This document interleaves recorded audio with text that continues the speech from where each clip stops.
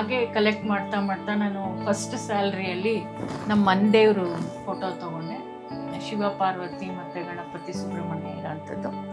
ಅದಕ್ಕೆ ಬಿಲ್ವ ಪತ್ರದ ಹಾರ ಬೇಕು ಅಂತ ಅದೊಂದು ಮೊದಲಿದ ಚಿಕ್ಕ ಇದ್ದಾಗ್ಲಿಂದನೂ ನನಗೆ ಬೆಳ್ಳಿ ಆರ್ಟಿಕಲ್ಸ್ ಈ ಥರದ್ದು ತುಂಬ ಇಷ್ಟ ಆಯಿತು.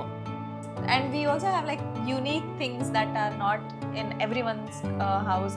ಅದು ತೋರಣ ಆಗಿರಲಿ, ಆಮೇಲೆ ಹೂವು ಆಗಿರಲಿ, ಆಮೇಲೆ ಬಿಲ್ವ ಪತ್ರೆನೂ ಪೂರ್ತಿ ಕಟ್ ಹಾಕಿದ್ದಾರೆ ಶಿವಂಗೆ ಆ ಥರ. ಸೊ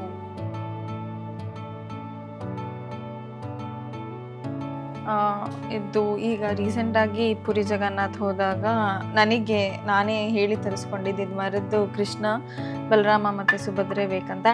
ಇದು ಅಮ್ಮ ಕಾಶಿ ಹೋದಾಗ ಕಾಶಿಯಿಂದ ತಂದಿದ್ದು. ಸೊ ನಮ್ಮ ಮನೇಲಿ ನಂದು ಮತ್ತು ನಮ್ಮಮ್ಮದ ಕಾಶಿ ಯಾತ್ರೆ ಆಲ್ರೆಡಿ ಮುಗಿದಿತ್ತು. ನಾನು 6 years ಓಲ್ಡ್ ಇದ್ದಾಗಲೇ ಕಾಶಿ ಯಾತ್ರೆ ಮುಗಿಸಾಗಿದೆ.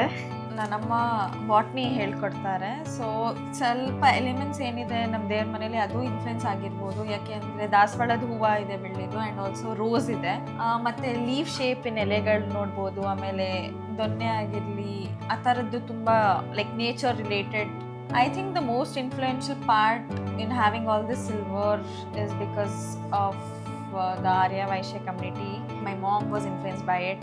We had them as our neighbors and we saw it in their house first, and she like got inspired by looking at the silver that it should be there in our house too.